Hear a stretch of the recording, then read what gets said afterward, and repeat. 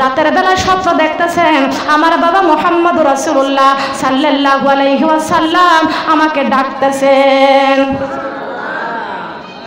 বিশ্বনবীর হাদিস, যদি কোনো ব্যক্তি জানতে পান, স্বপ্ন দেখতে পান আপনার মা মারা গেছে, আপনার বাবা মারা গেছে, যদি আপনি স্বপ্ন দেখতে পান যে আমার মা বাবা হাতছানি দিয়ে আমাকে ডাকতেছে, মনে করবেন এই দুনিয়া থেকে আপনার হায়াত শেষ। বিশ্বনবীর হাদিস।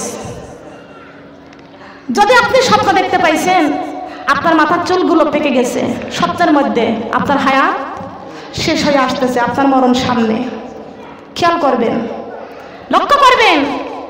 আপনি মনে করবেন আমার গালের দাঁত পড়ে যাচ্ছে, পড়ে গেছে, নড়ে গেছে, আপনার হায়াত শেষ হয়ে যাইতেছে। বিশ্বনবীর হাদিস। মা ফাতেমা স্বপ্ন দেখছে আমার বাবা আমারে ডাক দিতেছে, সুবহানাল্লাহ। বাবা আমারে ডাকতেছে। সকালবেলা ফাতেমাতুজ জোহরা রাদিয়াল্লাহু আনহা, নামাজের বিরতি দেব, একটু থামেন, খেয়াল করুন, আমি হাদিসটা বলিনি। মা ফাতেমা স্বামীকে বলতেছে, স্বামী আজকে রাতে স্বপ্ন দেখতে পাচ্ছি আমার বাবা আমারে ডাক দিতেছে। স্বামী গো, আমার মনে হয় দুনিয়ার থেকে চলে যাওয়ার সময় আমার হয়ে গেছে। মুমিনরা মৃত্যুর বিছানায় একমাত্র জিকির করে কার? দেখবেন গো মা, কত মুমূর্ষু ব্যক্তি বিছানায় পড়ে আছে, শুধু আল্লাহর জিকির চলে কি চলে না? তাদের অন্তরে জিকির আছে কি আছে না? আজরাইল ডাক দিয়ে বলতেছেন, ইয়া রাসূলুল্লাহ, ইয়া হাবিবাল্লাহ, ইমানদার মৃত্যুর রূহুর মাগফিরাত, ইমানদারের রূহ যখন কবজা করতে যায়, আমি যাওয়ার সঙ্গে সঙ্গে দেখি তার কলবের থেকে শুধু আল্লাহর জিকির। কার জিকির? বলেন কার জিকির? আমরা জিকির করবো কার? সোনার মা বোনরা কান লাগান, খেয়াল করে শুনুন। আজরাইল ডাক দিয়া বলতেছেন, হে মুমূর্ষু ব্যক্তি, আল্লাহর রহমতের দিকে তুমি চলে আসো। কার দিকে? কার দিকে? আল্লাহর রহমতের দিকে তুমি বের হয়ে আসো। ইমানদার ব্যক্তি বলবে, তুমি বলো কার তরফ থেকে আসছো? কার তরফ থেকে? আজরাইল বলেছেন, আমি আল্লাহর তরফ থেকে এসেছি। মুমূর্ষু ব্যক্তি ইমানদার বলবে, তুমি যদি আল্লাহর তরফ থেকে যদি এসে থাকো, আল্লাহর ওই দলিলটাকে আমাকে দেখাইয়া দাও। আল্লাহর দলিলটা আমারে দেখাইয়া দাও। আজরাইল আলাইহিস সালাম আল্লাহকে বলে, আল্লাহ আপনারও ইমানদার ব্যক্তি দলিল চাই। আল্লাহ কায় দলিলটা নিয়ে যাও, ওই জান্নাতুল ফেরদাউস থেকে জান্নাতি রেশমি ফল, রেশমি রুমালটা নিয়ে যাও, আর জান্নাতি শেফ ফলটা নিয়ে যাও। জান্নাতি শেফ ফলের সঙ্গে লেখা থাকবে লা ইলাহা ইল্লাল্লাহু মুহাম্মাদুর রাসূলুল্লাহ সাল্লাল্লাহু আলাইহি ওয়াসাল্লাম। আমরা মদিনার পাগল, আমরা মদিনার পাগল, আমরা মদিনার পাগল, আমরা মদিনার পাগল, আমরা মদিনার ওই ধুলাবালি মোর, মদিনার ওই ধুলাবালি মোর, দুই চোখের কাজল। আমরা মদিনার পাগল, আমরা মদিনার পাগল, আমরা মদিনার পাগল, আমরা আমার বুকে নবী নবী, দুই চোখে মদিনার ছবি। আমার বুকে নবী নবী, দুই চোখে মদিনার ছবি। নবীর জন্য দিতে পারি, নবীর জন্য দিতে পারি জীবনের সকল। আমরা মদিনার পাগল, আমরা মদিনার পাগল, আমরা মদিনার পাগল, আমরা মদিনার ওই ধুলাবালি মোর, মদিনার ওই ধুলাবালি মোর, নয়নের কাজল। আমরা মদিনার পাগল, আমরা মদিনার পাগল। বলেন না সুবহানাল্লাহ। মদিনার পাগল কারা কারা? আমার মা বোনেরা, আমরা কারা কারা মদিনার পাগল? ও আল্লাহ, আমার শরীয়তপুরের মা বোনদেরকে আমাকে সহ মদিনার পাগলিনী বানাইয়া দাও। আল্লাহ তুমি কবুল করে না, বলেন আমিন। ও সোনার মা বোনরা একটু কান লাগান, খেয়াল করে শুনুন। এই যে আল্লাহ জিজ্ঞাসা করলো, আজরাইল জান্নাত থেকে শেফ ফলটা নিয়ে যাও, ওই শেফ ফলের গায়ে লেখা থাকবে লা ইলাহা ইল্লাল্লাহু মুহাম্মাদুর রাসূলুল্লাহ সাল্লাল্লাহু আলাইহি ওয়াসাল্লাম। আর শেফ ফলটা যখন আমার মুমিন মুত্তাকিন বান্দার সামনে যখন ধরবে, আমার মুমিন মুত্তাকিন দেখতে পারবে শেফ ফলের ভিতরে বিশাল ফুলের বাগান। বিশাল ফুলের বাগান, সুবহানাল্লাহ। আমার মা বোনেরা, রেশমি রুমালের সঙ্গে লেখা থাকবে বিসমিল্লাহির রহমানির রহিম। সমাধান চাও যদি জীবনে, মরণে ফিরে চাও, খুঁজে নাও, চোখ রাখো কোরআনে, ফিরে চাও, খুঁজে নাও। সমাধান চাও যদি জীবনে, মরণে ফিরে চাও, খুঁজে নাও, চোখ রাখো কোরআনে, ফিরে চাও, খুঁজে নাও। তবে পাবে সুখ শান্তির ঠিকানা, তবে পাবে সুখ শান্তির ঠিকানা, যখনই যাইবা তুমি কবর মাঝে। সমাধান চাও যদি জীবনে, মরণে ফিরে চাও, খুঁজে নাও, চোখ রাখো কোরআনে, ফিরে চাও, খুঁজে নাও। এ বাণী সকলের নয়, শুধু মুমিনের, যারাই চলবে মেনে ফলে পাবে কোরআনের। সুবহানাল্লাহ বলেন। এ বাণী সকলের নয়, শুধু মুমিনের, যারাই চলবে মেনে ফলে পাবে কবরে। ঘরে বলো কি বারাষ্টে বলো, ঘরে বলো কি বারাষ্টে বলো, অশান্তি দূর করে শান্তি আনে।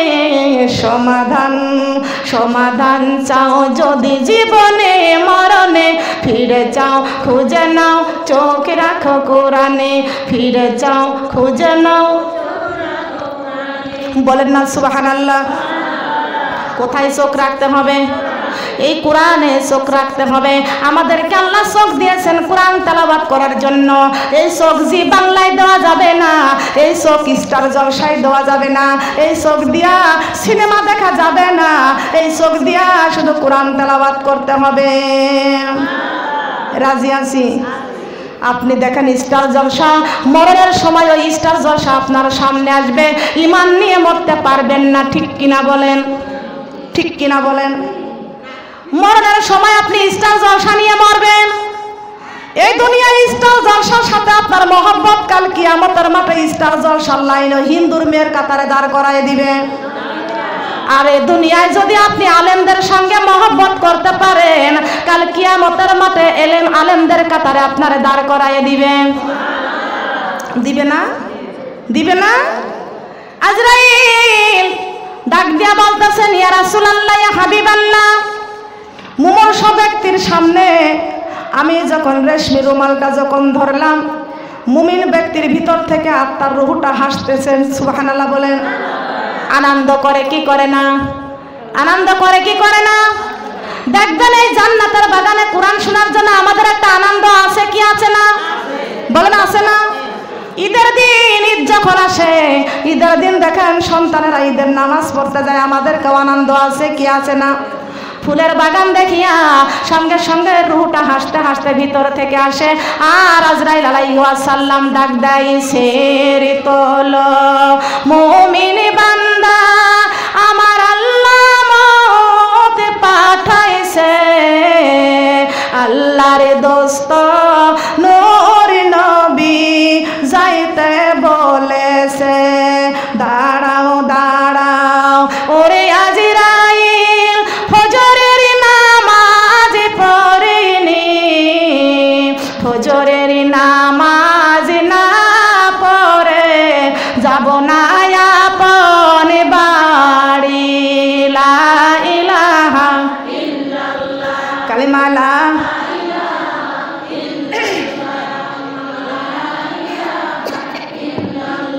কালিমা লা ইলাহা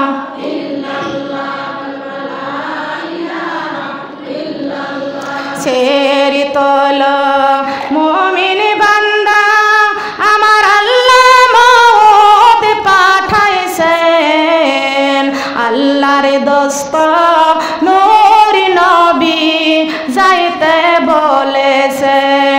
দাঁড়াও দাঁড়াও ওরে আজরাইল, জোহরের নামাজ পড়িনি, জোহরের নামাজ না পড়ে যাব না আপন বাড়ি। লা ইলাহা কালিমা লা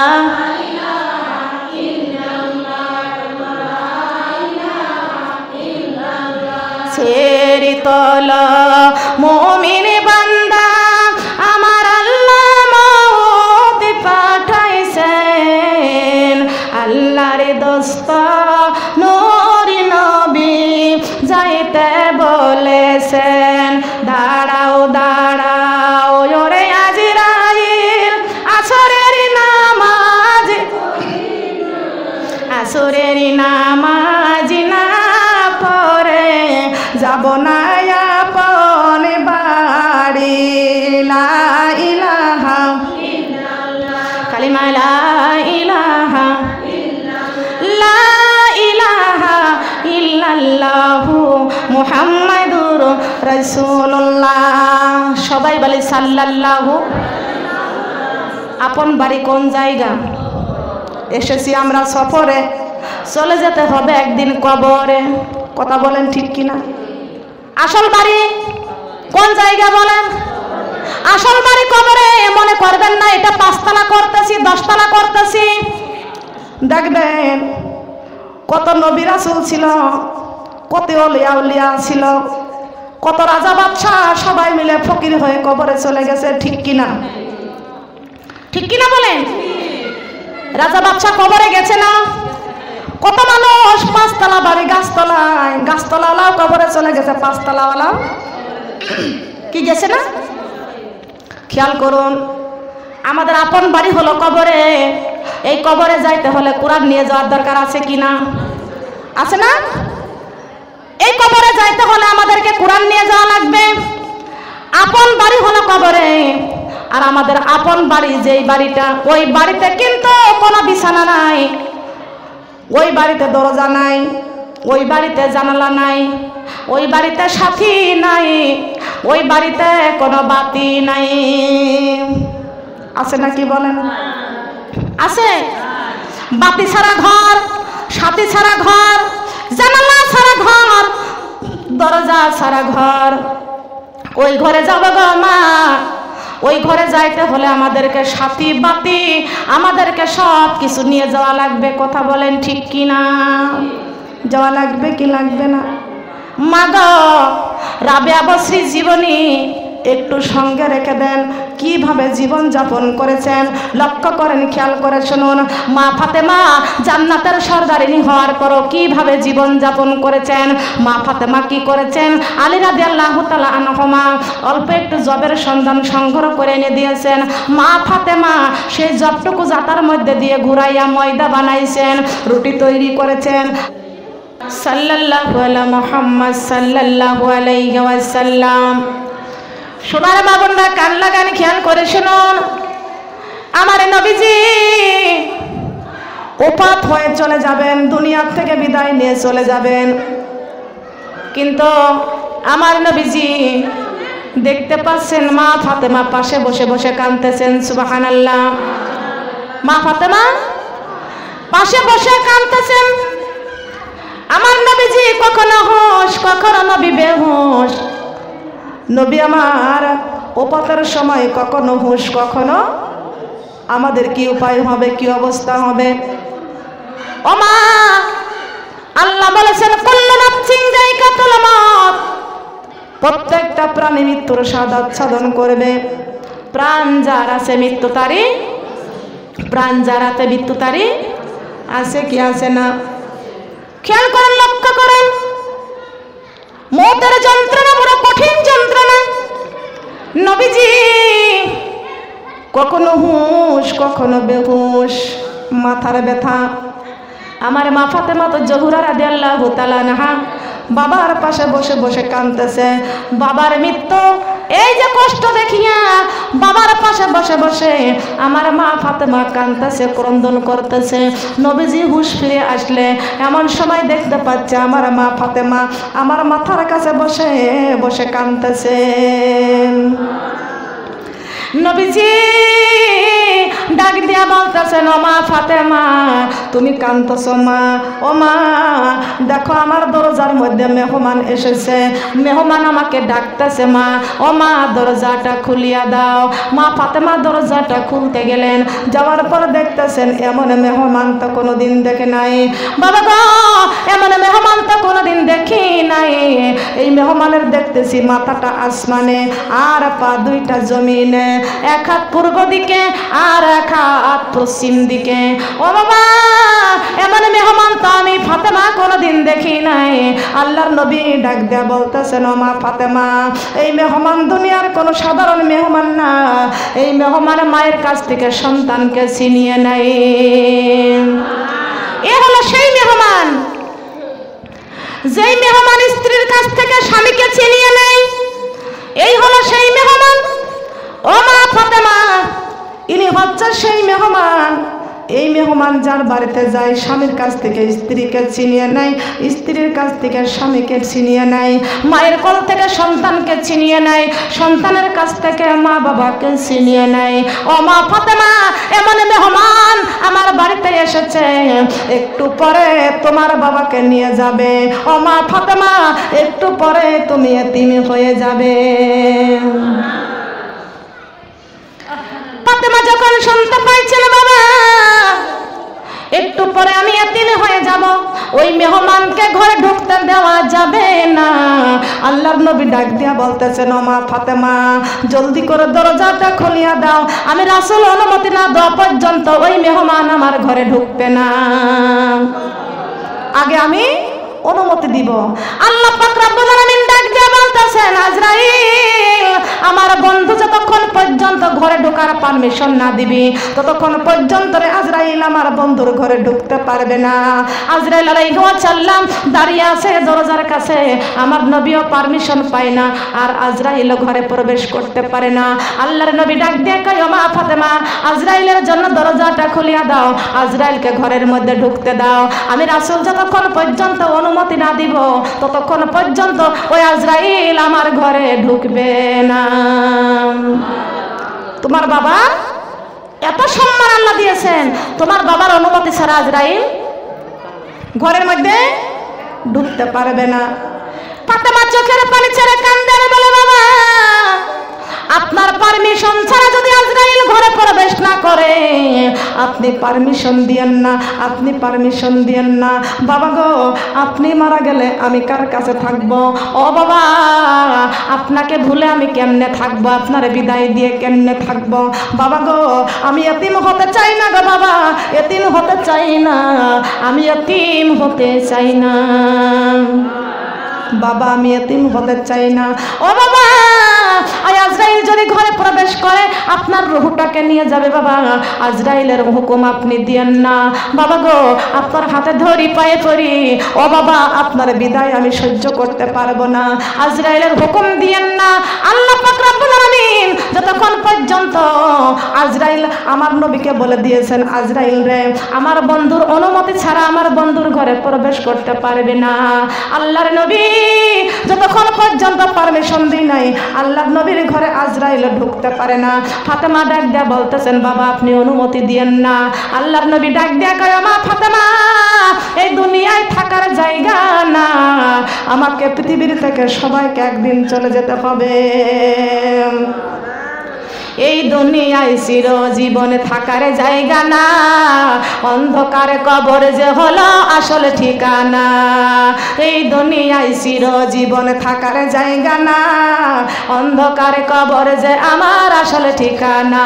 সবাই রেখে আমায় চলে যাবে সঙ্গী হবে না, সবাই রেখে আমায় চলে যাবে, সবাই রেখে আমায় চলে যাবে সঙ্গী হবে না। আমার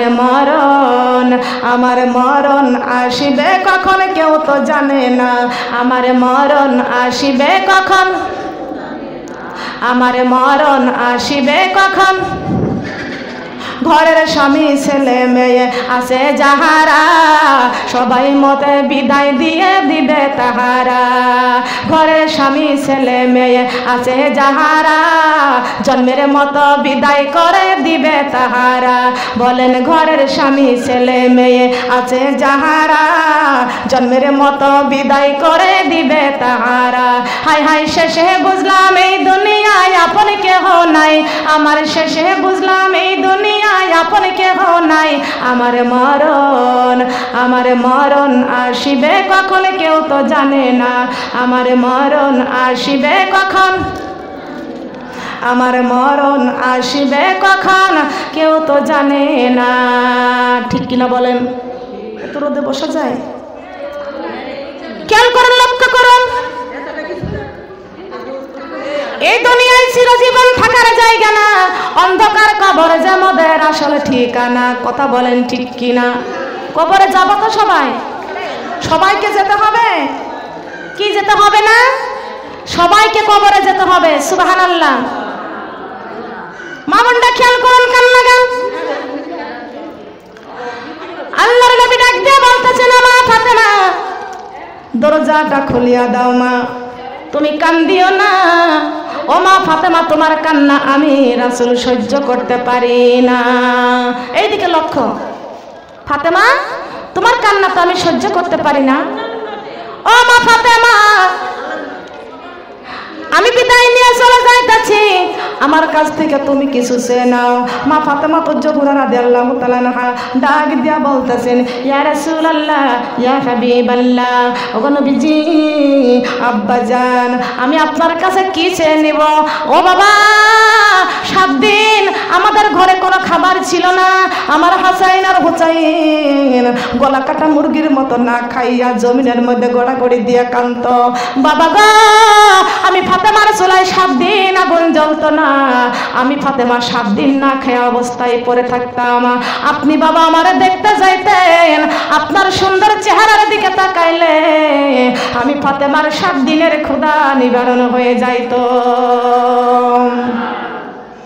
বাবা, আপনার চেহারার দিকে তাকাইলে আমি ফাতেমার 7 দিনের ক্ষুধা নিবারণ হয়ে যাইত। সুবহানাল্লাহ।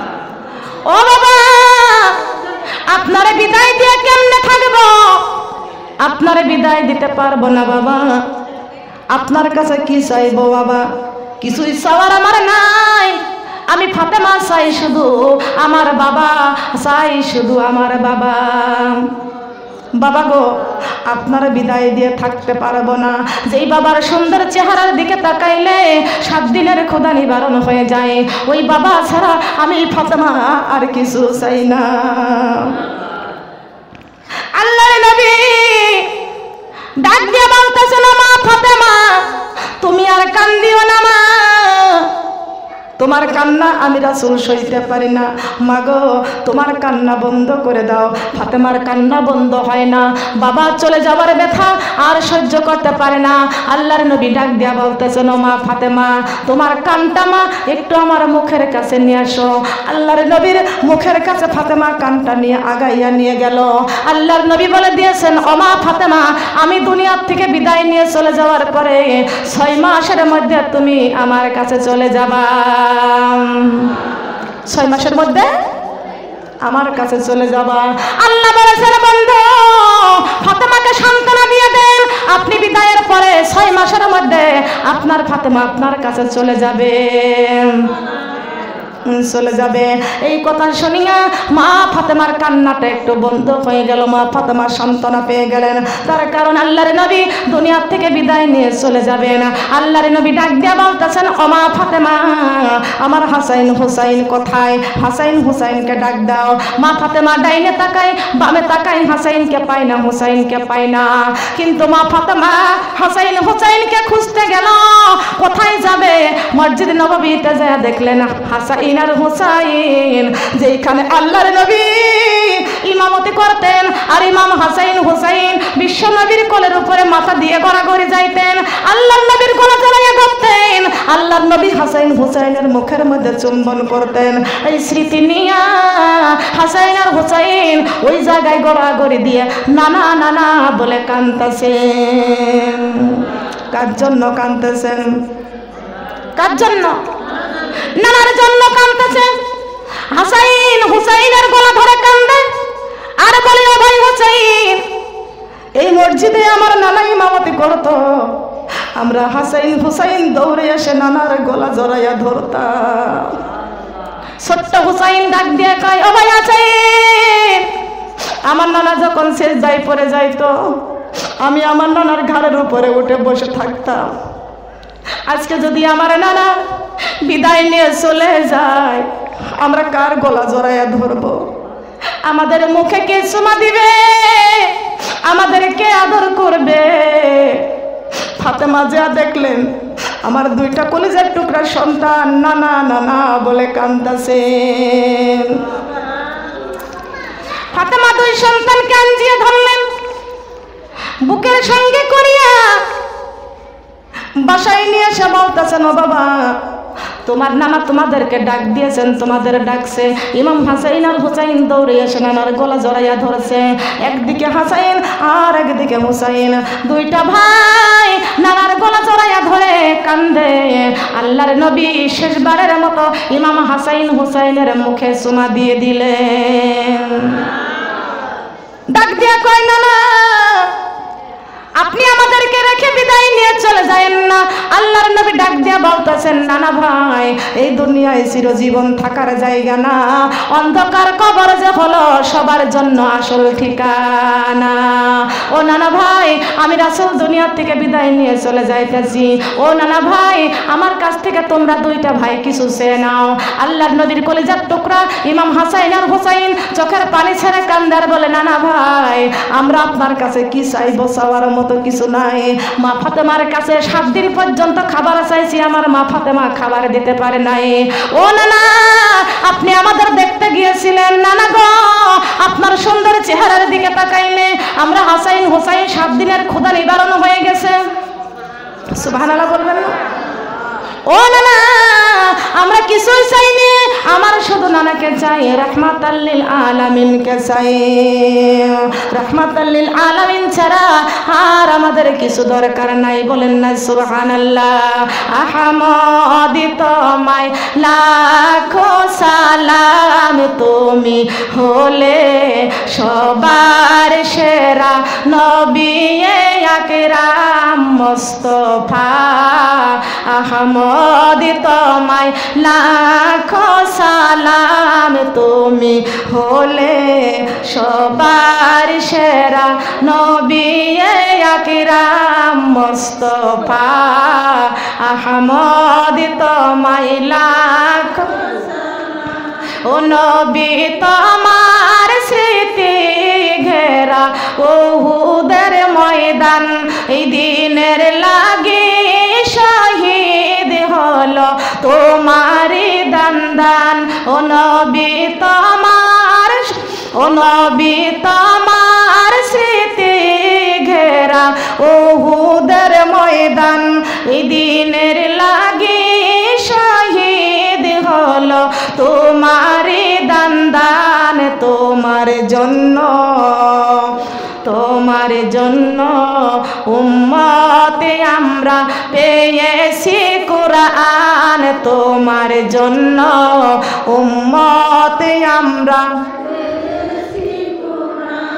তোমার জন্য উম্মতি আমরা পেয়েছি কুরআন। তুমি হলে সবার সেরা নবী আকরাম মুস্তাফা।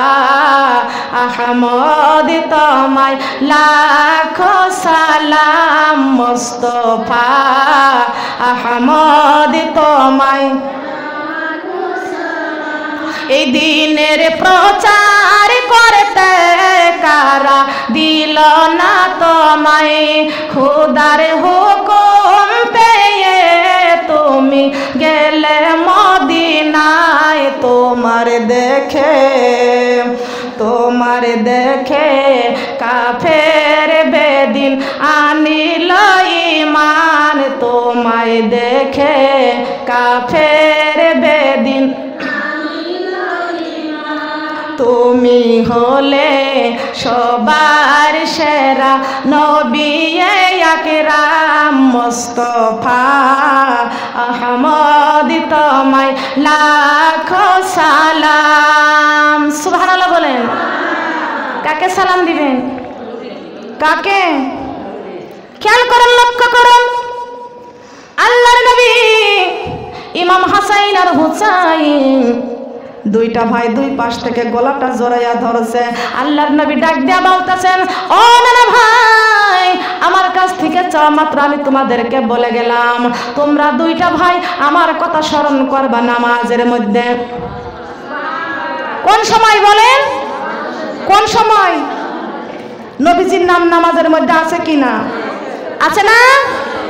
কালেমা তাইয়্যিবা আছে তোমার নাম, আজানের ধ্বনিতে শুনি তোমার নাম, নামাজে নবী তোমার জানাই সালাম, হে নবী তুমি হলে নূরে মুজাসসাম, হে নবী তুমি হলে, বলেন হে নবী তুমি হলে, কালেমা তাইয়্যিবা আছে তোমার নাম, আজানের ধ্বনিতে শুনি তোমার নাম, নামাজে নবী তোমার জানাই সালাম, হে নবী তুমি হলে নূরে মুজাসসাম, হে নবী তুমি হলে নূরে মুজাসসাম। সুবহানাল্লাহ বলেন।